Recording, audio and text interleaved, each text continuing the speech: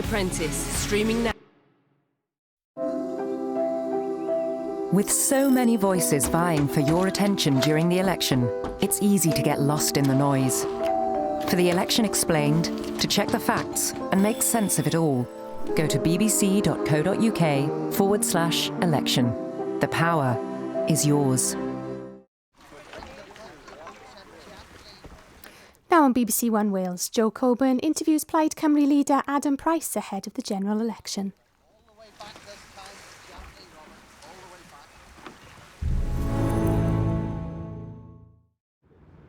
At the general election on December the 12th, voters will go to the polls to decide who will represent them in Parliament and who will lead the country at this critical time in our history. So what are the competing visions being offered by the party leaders, and what will they mean for you?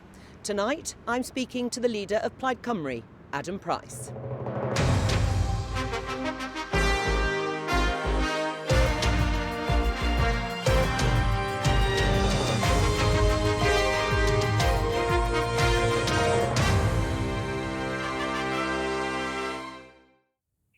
Adam Price, stopping Brexit is the primary message of your campaign, yet Wales voted to leave the EU. I know you've been asked about this repeatedly, and you've said this was down to a deep sense of exasperation over being economically left behind. But maybe it was just much more simple than that. People voted to leave because they don't like the EU. They wanted to get out. Yeah, I think it certainly is the case that a majority voted in Wales, as they did across the UK, to leave the EU. I suppose the question at the heart of this election is, did they vote to leave like this? Because in 2016, as we know, there were 1,000 different Brexits with an offer of various flavours. The Brexit that we have now on the table, of course, not only takes us out of the political institutions of the EU, it takes us out of the single market, crucially important for us, takes us out of the customs union. So did people vote to leave for this Brexit, which, of course, we believe would decimate agriculture, would shred our manufacturing base? I probably think not, but of course there's only one way of testing that ultimately, and that's to ask the people again in a confirmatory referendum. Now we have the precise terms of an actual deal, not just the principle. This is the Brexit now on offer. Can you confirm whether you want to continue to leave in this way, or do you want to rethink? But if you have your doubts about whether it was this sort of Brexit people wanted, people would have changed their minds, wouldn't they? And actually, the Brexit Party topped the poll in terms of its vote share in the European elections. So they haven't changed their minds. But yeah, our vote went up in that European election as well. In fact, we beat the Labour Party for the first time in our history. But the Brexit Party came top. Yes, but if you actually add the votes of the pro-Remain parties together, you actually see that Wales is a Remain nation by if you want to take that approach in terms of the European election. Look, there's only one way of testing this. We've had opinion polls which have shown a consistent move from Leave to Remain, but there's only one opinion poll that counts in this context. The election, of course, in a few weeks' time is a chance for us to secure that confirmatory referendum. And most importantly of all, of course, we need to win that referendum. If you believe, like I do, that actually the Brexit on offer, whether it's a Labour Brexit or Conservative Brexit, would be disastrous for our economy. But maybe your predecessor had it right, Leanne Wood, because you want to overturn the result of the referendum before it's even been enacted. She disagreed. She said the referendum result was not narrow enough to be overturned or called into question, which is what you're doing. Well, no, look, I think there was a fundamental flaw in the 2016 referendum because it was a referendum that was called without a plan. The Brexiteers didn't have a plan, and the problems that we've had in the last 3.5 years stems from that. It was a referendum called by a government, of course, to sort out its own internal problems in the Conservative Party. But people still voted leave in Wales. Well, yes, they voted to leave on the principle, but of course, now that the plan is clear, what's happened is, of course, we're no longer talking in generalities. We're talking in terms of specifics, and we're seeing, of course, opinion polls shifting. But the only way Except of the testing... most recent test, as I put to you, is about the Brexit Party and how it performed in that poll. I take your point that you performed better, but they did come top. I mean, Leanne Wood also expressed concerns about the democratic implications of another vote. She said, I don't think we should just embark upon these questions lightly, because people will rightly ask, what is the point of voting again in any future referendum or indeed any election? Yeah, but we're having an election now, aren't we? So people So will she have. was wrong. No, people. No, people. No, I think that what she was expressing clearly, I think, goes to the issue of understanding the dynamic which led to that 2016 vote, which, as you rightly said, I think is partly not in. There would be as many reasons of voting Leave as there are people that voted Leave, but part of it was a sense of exasperation, particularly at the Westminster political establishment that has left us high and dry over generations. The problem with the Brexit deal that's an offer to the people of Wales is, will it help Wales? It'll hurt Wales. It'll actually do untold damage to our economy. I saw what deindustrialization did to Wales in the 1980s, and if there's any chance that we can avert that kind of disaster, then we have to take it. Right. So your message to voters in some of the target seats that you are obviously going for, which are in Leave areas, many of them, is they were wrong and you know better. No. Look, I would say this. Look, I understand the motivation that many people will have felt, right? In 2016, for many people, this was an opportunity to embrace change. The problem is that the politics of the status quo clearly is not going to work for us. But this change, taking power from Brussels, putting it in the hands of the Westminster politicians who've done us no favours over the years. I mean, it wasn't Brussels that closed the mines in the 1980s. It was those same Westminster political parties, and so that actually is a negative change. And ultimately, you have to be honest. If people honestly ask me, will Brexit help Wales or hurt Wales? I'll have to say, honestly, it's going to hurt us. But ultimately, the only way that we can resolve this question is to take it back to the people. So if you got your wish of a second EU referendum and Wales voted to leave again, would you move on? I think that a confirmatory referendum has to decide this, absolutely. And So you wouldn't campaign anymore to rejoin the EU? You would stop that?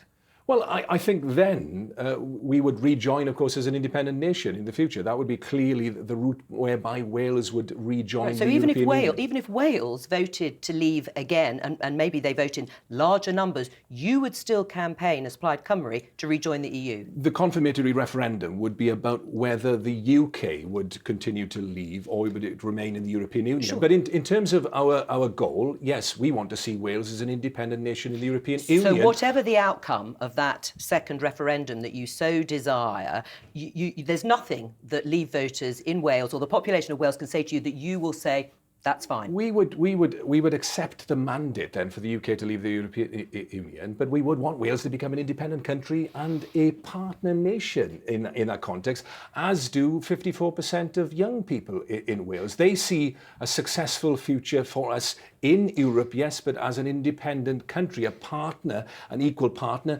not only in these islands with our neighbours, England, Scotland and Ireland, but of course the whole of the European Union. Right, well, let's talk about how you're going to get that second referendum and, in your mind, stop Brexit. You're defending 4 seats in Parliament, you're hoping for a few more, but you can't stop Brexit with a handful of Plaid Cymru MPs, can you?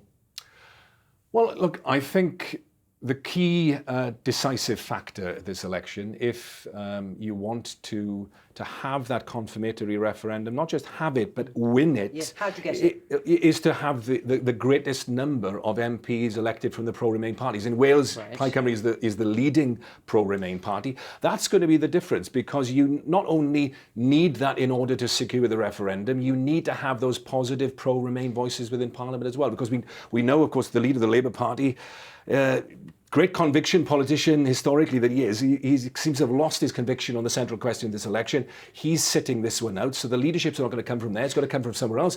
You've got to get the pro-Remain parties elected. And in Wales, that largely means Plaid. Right. So you formed a Remain alliance with the Lib Dems and the Greens. Where does that leave Welsh voters who want to leave both unions, the EU and the UK? Well, this election, of course, is the election which has been precipitated by the Brexit crisis. There is the single dominant question, which we've spent most of the interview on to reflect that. And therefore, at this unique time, it was absolutely right. If we could maximise the chances of securing the largest number of MPs from pro-Remain parties, then it was absolutely right But to work together. what do those Welsh voters do, though? I'm not asking about maximising Remain votes, but what do they do? Should they stay at home? I'm not going to instruct voters to do anything. It's for them to decide. But obviously, what we're trying to do in those seats is to maximise the chances of having MPs from pro-Remain parties elected by not splitting the vote in those seats. But you accept you've taken away their choice. Well, I think there is a trade-off, and the trade-off is between standing seats in all of those seats versus ensuring the maximum opportunity to return the highest number of MPs from pro-Remain parties, including, by the way, the greatest chance to elect the greatest number of Plaid Cymru MPs, because in most of the seats, of course, the other parties are standing down in favour of us. Except, of course, let's say voters in Cardiff Central. You're standing aside. They may have a priority on Welsh independence. You don't have a candidate there for them to vote for. What do you say to them? Well, look, I would say if you're a Plaid supporter and if you believe, and you want independence, yes, well, come and canvass in Caerphilly, come and canvass in Pontypridd, or in the other and don't vote in your poll. Well, come and help us change the history of Wales, because imagine what effect it's going to be if we return the highest number of Plaid MPs ever in our history. You know, it's a very simple political equation, right? If our vote goes up, if our seats go up, then Wales is strengthened. It was ever thus, right? That's how we get the strongest voice for Wales, by getting the greatest number of Plaid Cymru MPs elected ever. Right. No matter how well you do, Plaid Cymru isn't going to form the next government at Westminster. You're not going to be a candidate for Prime Minister. Do you accept that in order to stop Brexit, you will need someone in number 10 to carry that forward? Well, look, this is not a presidential election. It's a parliamentary election. But you do need someone to put it into policy, don't you? Yes, but we elect MPs. And, you know, to be honest with you, right, look, our central proposition has always been, putting our faith in the Westminster parties. Whoever is in Downing Street ultimately does not solve our problems. The only way that we solve our problems is if we elect our parties. I understand that. But if Labour is the largest party, or if it needs 4 more MPs to help form a government, you've said you'll work with Labour on a case-by-case basis. What's going to be the price of your support? Well, we've set that out in our 90-odd pages of our manifesto, haven't we? I mean, Wales has huge needs. I mean, well, let's take one of them. Massive underinvestment, decade after decade under Labour and Conservative government. So we've set out a programme of transformation of our infrastructure, will give us the platform for economic success in the 21st century. So that would be number one. That's number one. We have social needs as well. So Scotland had free social care many years ago because they have, at the moment, a far better Barnett deal than us. We need revision of the Barnett formula, but immediately we need, we've calculated a 1.6 billion boost immediately in the first year, which would allow us to kind of create the kind of decent society that we want to be. So not just free social care. But you're a nationalist party, aren't you, Adam Price? People will be interested that you haven't yet mentioned, for them probably, the key priority, which is independence for Wales. Well, look, that is obviously the goal that we have for our country. Is it a red line? No, it's a red, white and green line in terms of where we want to go in the future. But look, it is the only solution ultimately to our problems if we take responsibility for our own future. Right, but that's not what you said to me very recently, because we spoke not very long ago, a few weeks ago, and I said, would an independence referendum for Wales be your price for supporting Jeremy Corbyn in the same way as it is for Nicola Sturgeon in Scotland? You said absolutely. So you're going to make that a red line? I said absolutely. It's a simple point about self-determination. Is it no longer a red line in terms of the price of your support for Jeremy Corbyn? Absolutely. And the point I was making, absolutely. The point I was making, if I explain, as I said at the time, Wales needs to have the right to decide. So at whatever point over the next decade, that the people of Wales, if there's a majority elected in the Senedd, exactly the same principle as the Scottish Parliament, the same principle should apply. Indeed, the Welsh Labour government has said that should be respected, that it should not be for a Westminster government to claim a veto on whether the Welsh people wanted to decide their own future. I think that principle, not only would I expect it from the Welsh Labour government, I'd expect it from a Westminster government, because it's a basic principle of self-determination. I hear you, but Nicola Sturgeon has been clearer in terms of what she wants. She wants an independence referendum in Scotland next year, and she wants Trident sort of got rid of in Scotland. You need to be clearer about exactly what you would extract from Jeremy Corbyn as your price of support. Would it be a commitment to an independence referendum in Wales in the first 5 years? No, what we've said is... Well, then what's the point? It's not a red line, then, is it? What we've said is Wales should have the right to decide. You can't have Westminster telling Wales when it gets to decide, the same principle that is being discussed in Scotland. But look, we need to have a devolution now of policing and justice powers. We need to have power moving now in terms of our economic situation. We need to have higher borrowing powers so we can invest in the future. So you're not going to ask for independence referendum from Jeremy Corbyn?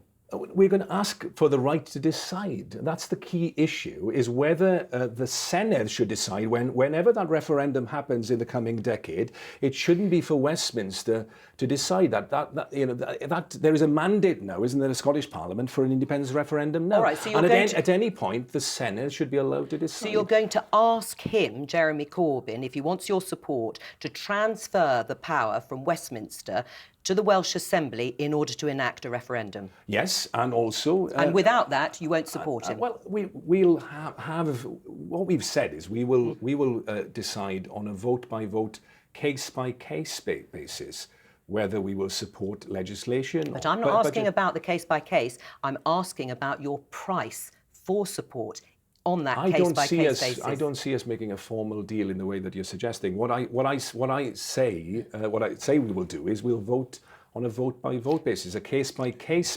basis, because that's the way that we will leverage maximum influence in terms of Wales's needs. Right. And we've got a very, very long list of needs now, because, look, independence is the long-term solution to all of our problems, but the 200,000 children that are living in poverty cannot wait until then. So we need action now. We need 50,000 of them lifted out of poverty immediately by introducing a Welsh child payment. And are you not pushing the issue of independence? You've got a long timetable by 2030 because the majority of people in Wales don't want independence. You've talked about a surge in support for independence, but even at best, it's less than a third of the people in Wales. So you're way off ever getting there. No, the support is rising, and it's rising. You talked about a surge, but it's less than a third. Well, look, I mean, the BBC only a few years ago were quoting figures, of 7%, etc. So there's been a massive shift, and it's part of this exasperation with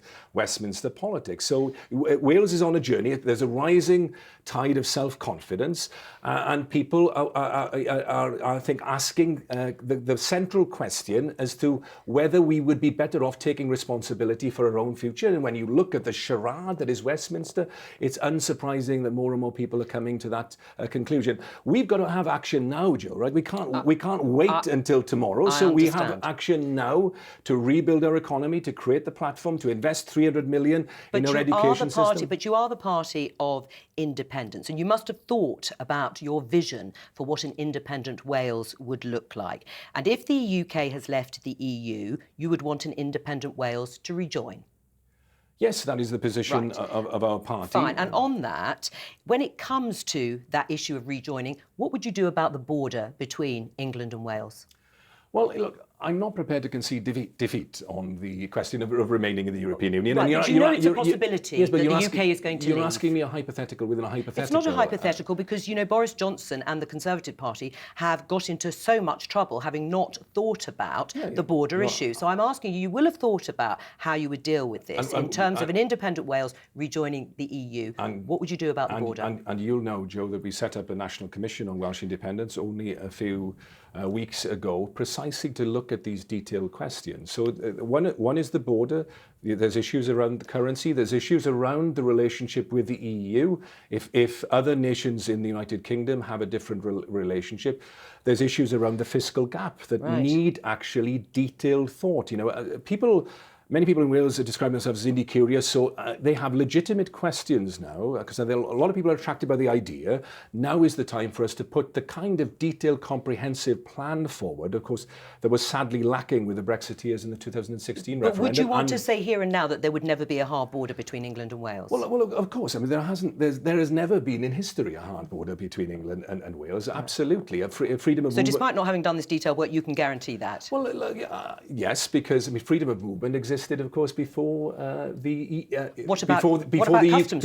UK and the Republic of Ireland joined the EU. Of course, there was the Common Travel Area, as you know, which existed from 1921 onwards. So there's some detailed work that needs to be done in all of these areas. And not just detail, it's critical, isn't it, Adam Price, when you look at the discussions around the border between Northern Ireland and Ireland. I mean, it could be the case that you have an independent Wales that is in the single market of the EU, and you have the rest of the UK or England outside. It'll need a border. Will it have customs checks? Well, the National Commission will look at these questions and all the other detailed questions, and we'll be presenting those reports over the course of the next year, so that people, when they come to have the national conversation that we're beginning to have about our future, will have the ability to make an informed choice, which is precisely the opposite, of course, of what happened in 2016. Now, you've talked about promises in the manifesto and things that need to be dealt with now, and there is a lot of policy in your manifesto for this general election. Not all of your promises, of course, are in areas in control of MPs, Plaid Cymru MPs. Let's just have a look at some of them. Publicly owned full fibre broadband, free social care at the point of need, 1,600 extra police officers, 20,000 extra home in 5 years, 1,000 more doctors and 5,000 nurses. That's an expensive shopping list, Adam. Well, actually, I think it's modest when you look at the scale of need that we have in our society. What's the price on it? It's 1.6 billion in the first financial year of the Welsh expenditure. So it's perfectly within the capacity of the increased revenue that we've set out in the manifesto. So 20 billion overall on current spending, which would cover that in terms of Wales. Right, so explain to us how exactly you would pay for those individual commitments. Well, we've proposed 3 main tax changes, and so one is a reversal of the corporation tax cut. The other 2 then refer to higher contributions, both in terms of pension, tax relief for higher and additional earners, and the same in relation to national insurance employee contributions. And do you have a desire to bring the deficit down? Well, look, I mean, I think we're all accepting that we need to enter a post-austerity age. I mean, it's had a hugely negative effect on our society, and on the capital investment side, of course, we need to take advantage of this unique opportunity that is represented by historic and unprecedented low interest rates that will allow us then to invest in our infrastructure, so which will deliver but bringing the deficit down will be a secondary concern. Well, look, rightly or wrongly, but is it? Well, in Wales, of course, we've had decades of underinvestment, and so in order for us to drive up revenue, both tax revenue and economic performance, we need to be investing now in order to create the platform through a better transport infrastructure, better communications infrastructure, broadband, etc.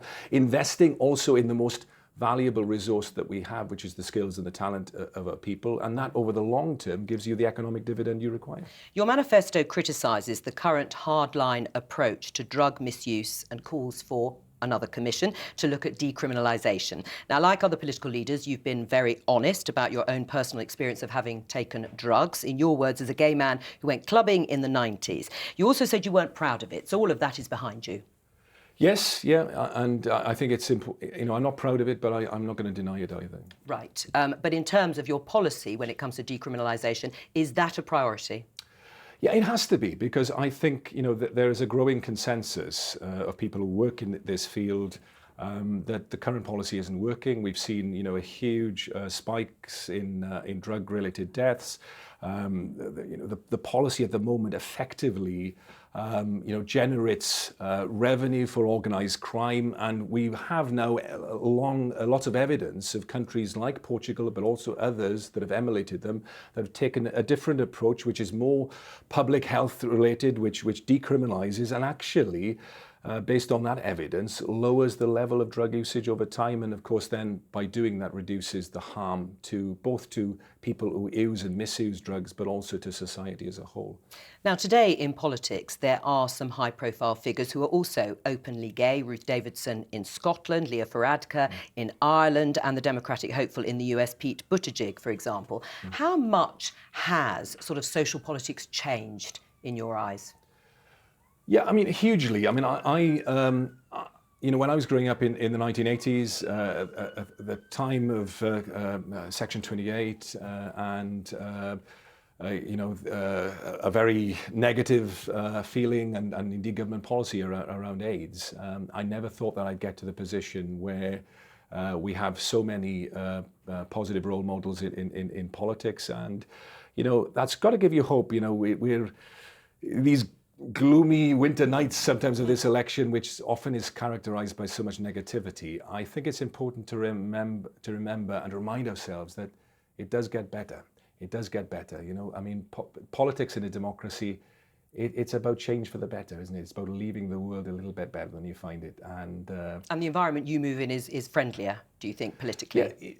Yeah, look, I mean, we've seen a rise in hate crime and certainly in relation to homophobia and other forms of hate crime. So the other flip side, look, is an eternal vigilance, because the clock can turn back as well, and we have to be very, very mindful of that in the current climate too. I just want to bring up this issue with you. You talk controversially about Wales being a colony and about England owing the country reparations.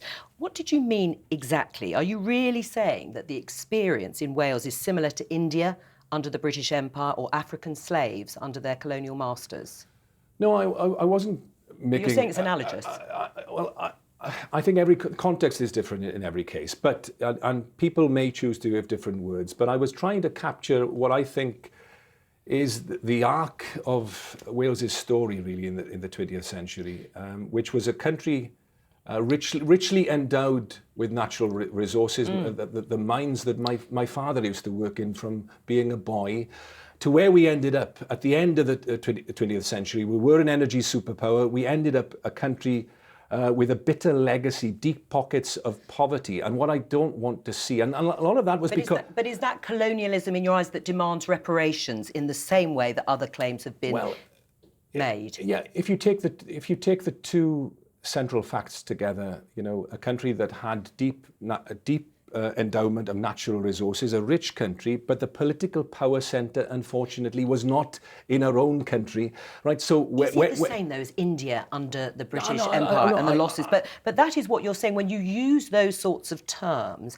That is what people will think of. I mean, Wales's only senior black politician, Labour's Vaughan Gething, has described your words and comments as deliberately offensive attention-seeking. He says you just cannot compare the experience of Wales in the 19th and 20th centuries with the experience of the emancipation campaign from slavery. And look, I was trying to convey what I think many, many people in Wales feel, you know, that we were a country that had, you know, deep wealth within our country. Did any of that benefit actually find its way, you know, back into our society, so that when... Are you saying none of the benefits of coal mining went back to Wales? Well, very little of it. Very little of it. Quite. People weren't paid. Very little of it, quite frankly, to be honest with you. The profit was made. The decisions that were taken. The mines that were closed against our will. But I'm talking about an analogy that you're using. Are these the same things? Well, look, I mean, essentially, it was a country that was rich in resources, that didn't see the benefit of that resources because it didn't have the political power to shape its own future. There may be a better word for that, Joe, but that is the central story of the Welsh experience. But do you regret using that term? No, look, I don't regret feeling angry when I look at the state. But that's not the same thing. No, I don't. That's the language that I use because I think that reflects it's provocative, the experience. But is it accurate? I wrote a book, Wales, the First and Final Colony, Joe. So it's not a big secret, right? I think it captures the truth at the heart of our predicament, right, is that because we lacked political power, Joe, as a nation, we didn't actually have the benefit even of our own wealth, so that we wouldn't be in the position that we're in now, where we actually have deep poverty, 200,000 of our children living in poverty. The point is this: we can disagree about a history, but we've come to the end of this interview, Adam Price. I'm afraid I have to stop it there, but thank you.